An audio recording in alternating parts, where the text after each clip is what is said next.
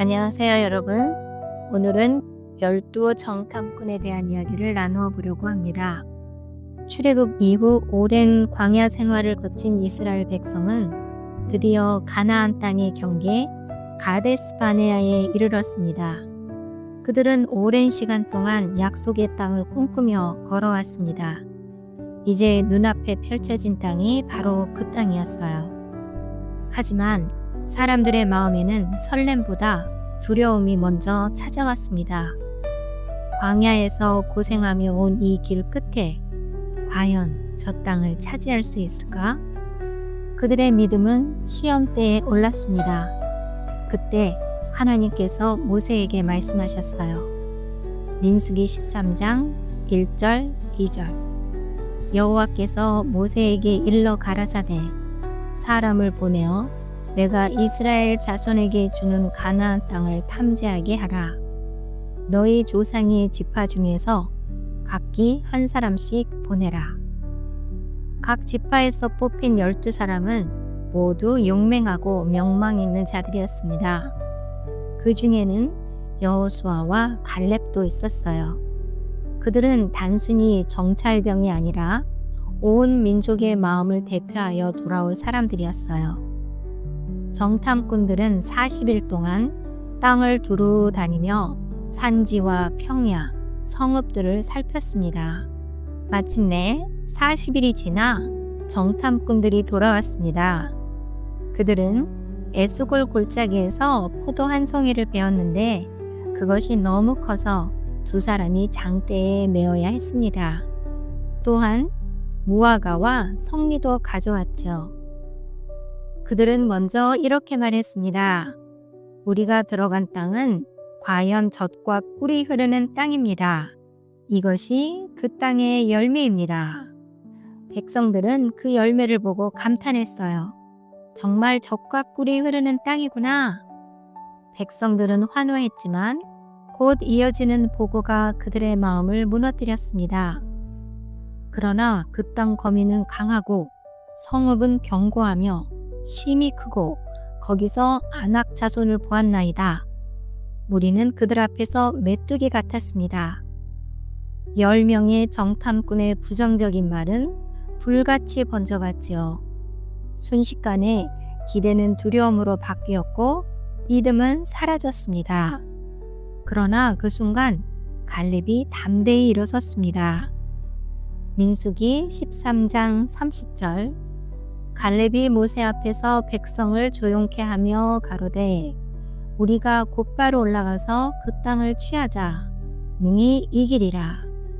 여호수아도 갈렙과 함께 목소리를 높였습니다. 여러분, 그 땅은 심히 아름다운 땅입니다. 하나님이 우리와 함께 하시면 반드시 주실 것입니다. 그들의 보호자는 떠났고 여호와께서 우리와 함께 하시니 두려워하지 맙시다. 그들은 우리의 밥입니다. 그러나 안타깝게도 그들의 믿음의 보고는 백성들의 귀에 들어가지 않았습니다. 사람들은 밤새 통곡하며 모세와 아론을 원망했어요. 차라리 애굽에서 죽었더라면 좋았을 것을, 이 광야에서 죽었으면 좋았을 것을, 왜 우리를 이 땅으로 인도하여 칼에 쓰러지게 하는가? 그들은 심지어 서로 말했습니다. 우리를 인도할 지도자를 세우고 애굽으로 돌아가자. 그 순간 하나님의 영광이 성막에 나타났습니다. 하나님께서는 모세에게 말씀하셨어요. 민수기 14장 11절 여호와께서 모세에게 이르시되 이 백성이 어느 때까지 나를 멸시하겠느냐? 내가 그들 중에 행한 모든 이적을 보고도 어느 때까지 나를 믿지 않겠느냐? 하나님의 마음은 깊이 상하셨습니다. 출애굽의 기적, 홍해를 가르신 사건, 하늘에서 만나를 내려주신 일들, 수많은 은혜를 보여주셨음에도 그들은 여전히 불신으로 하나님을 대했습니다. 하나님은 그들을 멸하시겠다고 하셨습니다.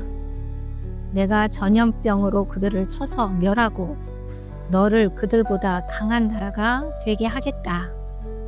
하지만 모세는 무릎 꿇고 하나님께 간구했습니다. 주님, 만약 주께서 이 백성을 멸하시면 애굽 사람이 말하기를 여호와가 능력이 없어서 자기 백성을 약속의 땅으로 인도하지 못했다고 할 것입니다. 구하옵나니 주의 크신 인자의 힘을 따라 이 백성의 죄악을 사하시되 애굽에서부터 지금까지 사하신 것 같이 사하옵소서. 하나님은 모세의 간절한 기도를 들으시고 즉시 진멸하지는 않으셨습니다. 그러나 이렇게 선언하셨어요. 너희가 나를 시험하고 불신한 이 세대는 약속의 땅에 들어가지 못하리라. 오직 내 종 갈렙과 여호수아만 들어가리라. 그 말을 들은 백성들은 크게 슬퍼하며 통곡했습니다. 그리고 이렇게 말했어요. 우리가 범죄하였노라. 이제라도 올라가 싸우리라. 그러나 하나님의 약속이 떠난 싸움은 승리가 아니었습니다. 그들이 산지로 올라갔을 때 아말렉인과 가나안인이 달려들어 이스라엘을 패배시켰습니다. 이것은 그들의 눈물이 참된 회개가 아니라 단지 결과를 두려워한 후회였음을 보여주는 사건이었습니다.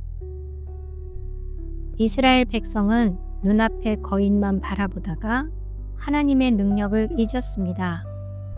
10명은 현실만 보았지만 2사람은 하나님을 보았습니다.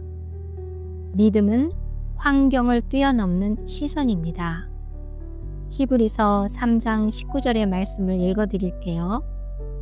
이로 보건대 그들이 믿지 아니함으로 능히 들어가지 못한 것이라. 오늘 우리의 삶에도 크고 작은 거인들이 있습니다.